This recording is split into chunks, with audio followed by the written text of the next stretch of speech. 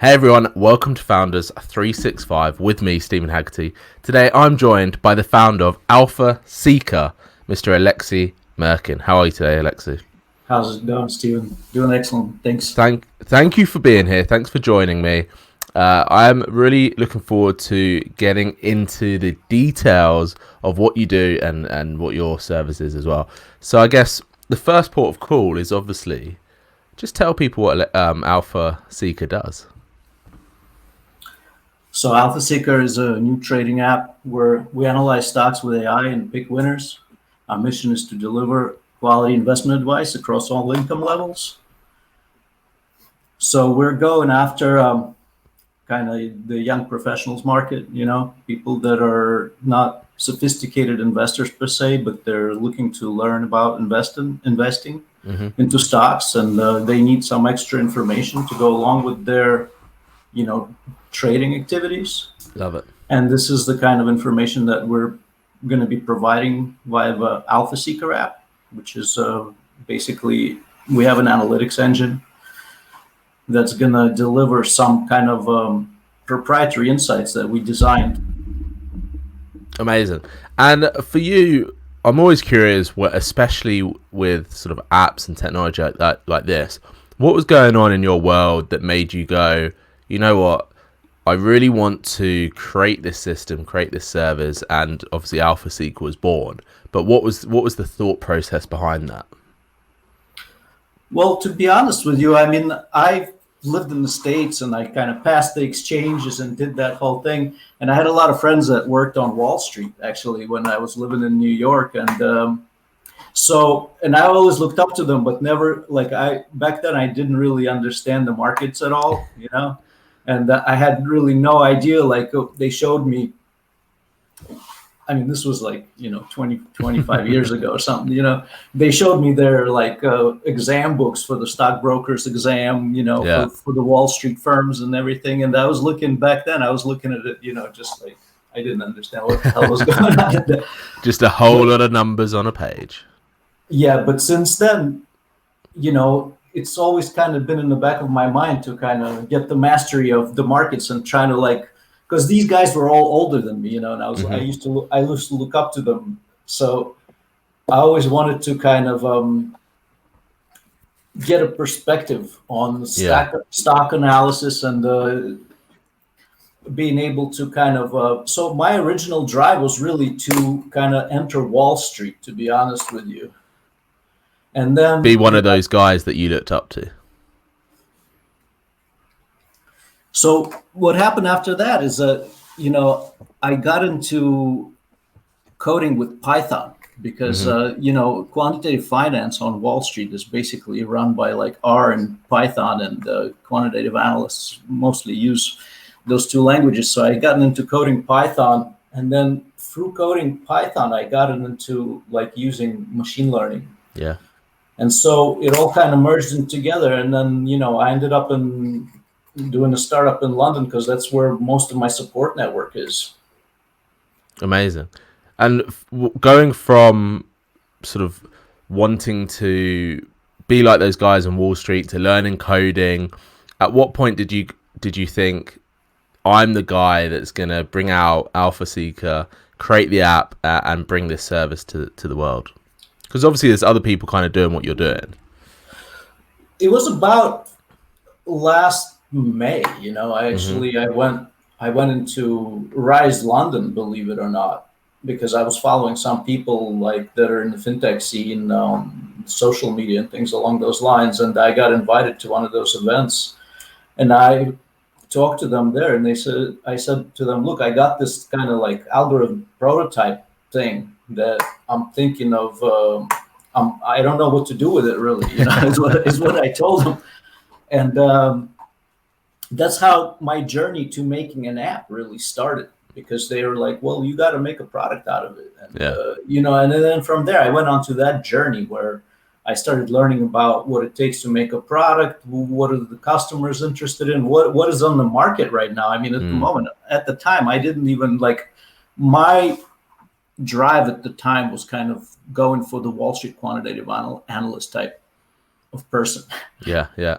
Do you know what I mean? I didn't know I was going to make this app. It was kind of like it was the communication that we had with Rise London and the people there, and just the various people around the London fintech scene that I've was lucky to come across since then. Amazing. Incredible. And that was last May. So what's been some of those challenges that you've had along the way this year, or the last, 18 months is that? Yeah, that's about right. So, I mean, the main challenge that I had to overcome is that I was kind of like a backend Python coder. And so I had to learn to make apps, really, is what it is, because, the backend Python, like machine learning type code, has no resemblance to like any kind of product or whatsoever. I mean, anything a consumer could use in terms of like. Other than fellow coders, it is an unknown language. I mean, pretty much, and so my main challenge was kind of learning what really a product is from like an investor's perspective, what they're interested in, because obviously in this space, without having some kind of serious backing in terms of a marketing budget, it's very difficult to operate. You're not. Sure. You're basically going to be going up against like very deep pocket individuals and corporations that are going to outrun you. And the other part of it was coding the actual front end, coding the app in React. I had to learn React Native, and so I'm still going through it. Yeah. I wouldn't call myself a super duper expert in React Native, but it's been a challenge, but I've enjoyed it. It's been fun.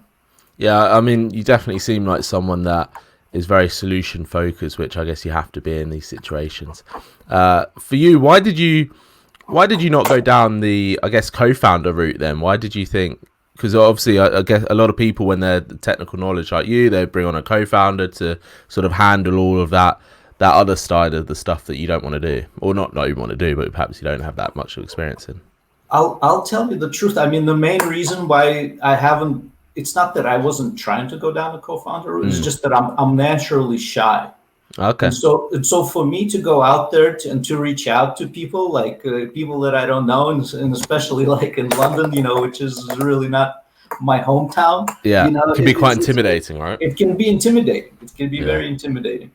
It's really interesting because often when founders and co-founders meet, they have this really unique relationship that balances each other off. But I mean, you seem like you're doing really well on your own, and I think that with an app like yours, you're naturally gonna gain certain sort of attraction, and certain people are gonna be wanting to be involved. For you, when you started to look at the marketplace, because I feel like trading and stocks and shares have always been, obviously they've always been around, but in the last probably 5 years or so, there's been obviously more apps. It's much more sort of public facing now. Your milkman can be also doing part-time trading. How was that when you started to explore the competitor side of it? Because like you said, you weren't really aware of the retail trader side. Well, I mean, the genius, I guess, of Robinhood, which is one of our main competitors from the United States, I guess, is that, like early on, Steve Jobs figured out that people want to take photos with their phone, you know what I mean? And the guys from Robinhood, they figured out that people also want to trade stocks with their phone.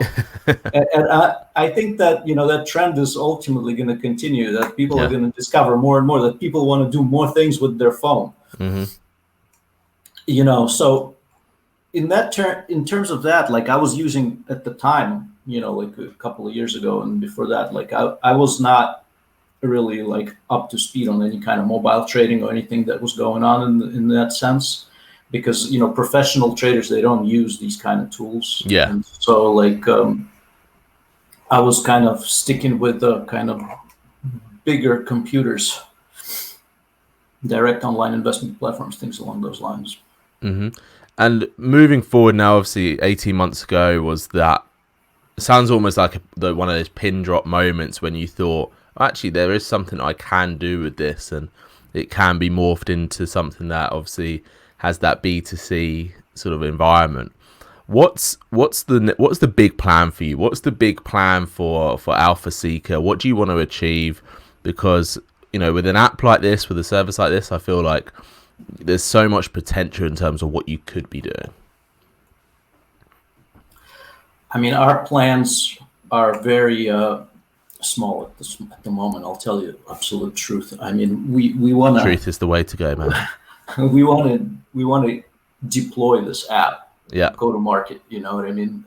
What's your ETA for that?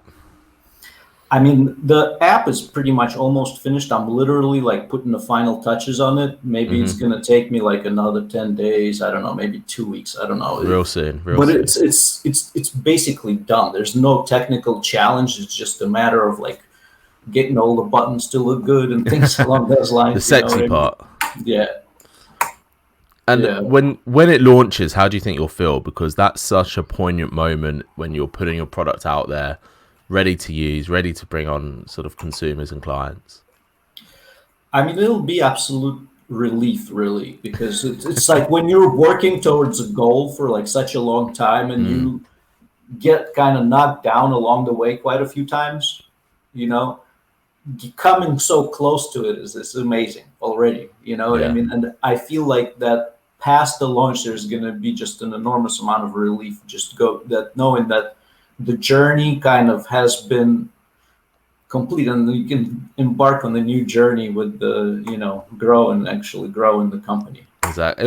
It makes it tangible, right? Because I'm sure you've been speaking to your friends and your network about this, but they haven't been able to tangibly see it. It's all been behind the scenes when you're sort of locked away, and this is you going, actually, now you can see what I've created, which is amazing. I'm curious to know, though, you just mentioned about sort of getting knocked down and get back up. When you get knocked down in business or in life, what's your motivation to carry on? What's your motivation to, you know, bring this to the market, bring this to that wider audience? Well, the motivation is always to become better at what you do, you know, and obviously going by example of some of the other people that are out there knocking home runs. You know? Who do you look up to then? If you've got like this, if you're looking at these people doing the home runs, when you see them, how do you compare yourself? How do you make sure that you are moving forward and you are sort of catching up to those home runs? Well, it's good to have a good support network. I mean, obviously that's the case. And the people I look up to, like, obviously, like Michael Seibel is one from Y Combinator, you know, the CEO of Y Combinator. And there's a lot of really amazing people out there. It's hard to really name them all, you know, but it's good to basically have a great support network that you're able to look up to. And I'm just, I've gone through like a lot of the programs that are out there for entrepreneurs, you know, trying to build on the services that they offer in terms of kind of, you know, just infrastructure. And out of those programs, what the ones that worked or the ones that you thought, hey, I did really well in that, I succeeded to a certain degree in that, what made those work? Was it that network? Was it the support? Or was it something else? You know, there's specifically, like, I went through the Y Combinator startup school. And in terms of that program, I can tell you that they have an amazing quality material that's kind of lined up that takes you, like, where they take you through their journey on the way to building a product, you know, and based on all this information that they have, which is like basically like a video collection of them doing kind of pep talk to their base, you know. So that was really like the most pivotal program that kind of shook you up a little bit. Yeah, because you know, maybe like about 6 or 7 months ago, I was kind of in the doldrums where I stopped catching the wind was not in the sails anymore, you know, and I needed to kind of get revamped on my journey, and so that was the program that did it for me in terms of just getting more motivation, because you see people that, that go out there, that they get knocked down and they get up and they keep going, Yeah. and and having that motivation, like having people that have succeeded, people that have done the $1 billion exits and things along those lines, having them share their kind of journey along the path, and having them talk about their downtime, and how they overcame it. And it's definitely very helpful in terms of just motivating you to get up. Yeah, for sure. And for you, what did you learn from that? What did you learn from going down that sort of no wind in your sails sort of thing? Obviously, you joined the program and that gave you that wind back. But now what do you do to make sure you maintain that? How do you make sure that you don't get to that situation again, or at least try and avoid it? I mean, mainly it's planning. You got to kind of plan your days are a lot better. Mm-hmm.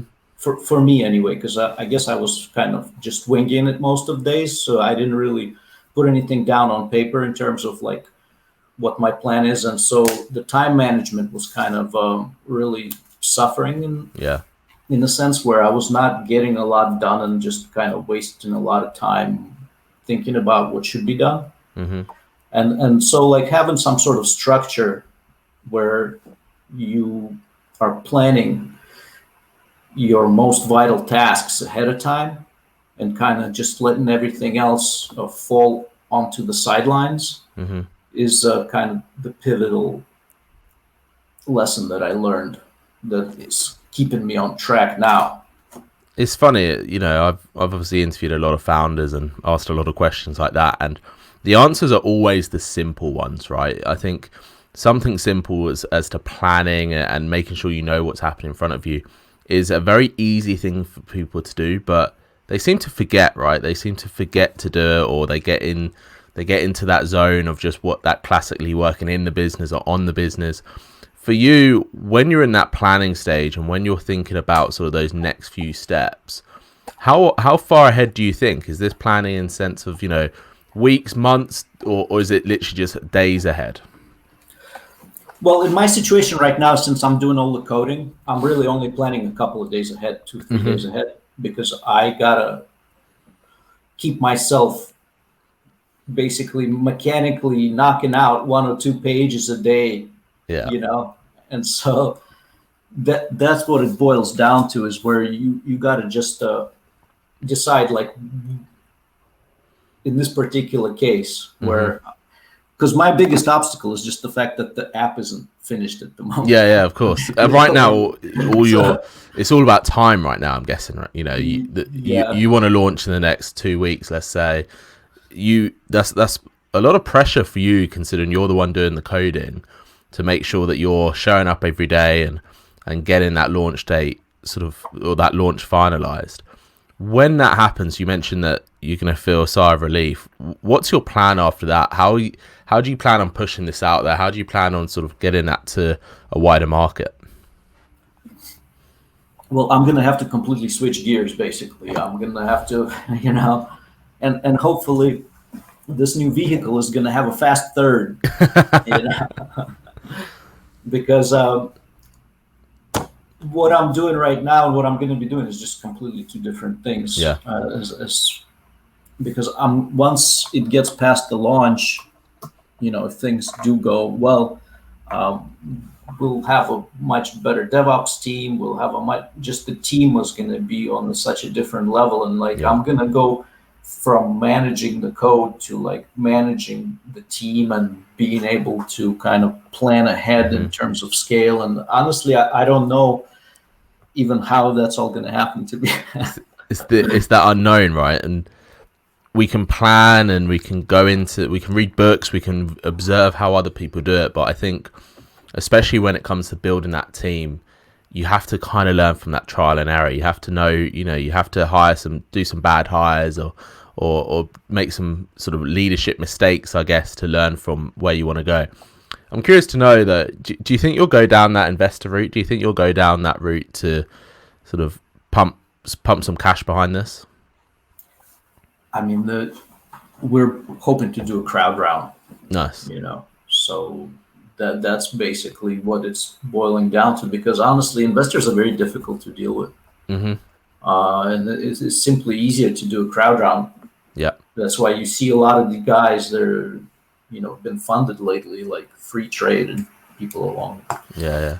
But it's also because the Free Trades, the nutmegs, they're all going through Crowdcube or Cedars. Yeah. But they're also going down that community aspect, aren't they? And I think when you've got a product like yours, that community aspect works really well, because people are going to be in the same boat. They're going to be, going through some wins, going through some losses together. And if you can tap into that, sort of get that community together, crowdfund from them, they want a bit of piece of the pie. I know here in the UK we have Curve Card, one of these cards, and they did a crowdfund, and I think they got 6 million in an hour just because they tapped into their community, which is just outrageous. And like you said, I think more and more people are moving down to that crowdfunding route.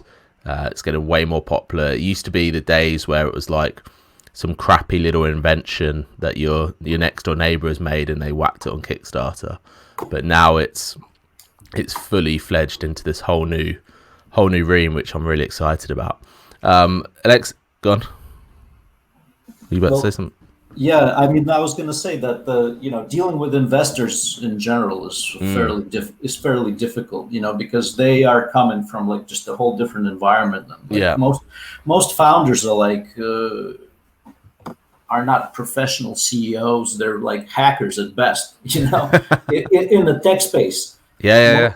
100%. And, they are the kind of guys that are like, go to concerts and, smoke joints. It's like you get into dealing with the venture capital, and it's just like a whole different kind of environment that people aren't used to, and it's very difficult to navigate through, especially if you're shy. And so, Crowd is just, they're getting better valuations on Crowd. There's so many positives, and that's such a great. Absolutely. That's a really valid point, in the sense where founders are not typically CEOs, or they're not.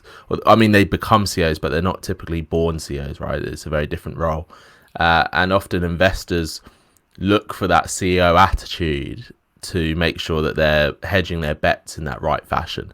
And I think the more that crowdfunding and the more that funding in that side of the world gets more popular, I think there's some very exciting things that can happen possibly. And it's get yourself on there, get yourself crowdfunded, dude. For you then, I guess one of my final questions is, when you launch in 2 weeks, I'm going to hold you to that now. Now you've put it out there, you have to launch in 2 weeks. At least. I'm gunning for it.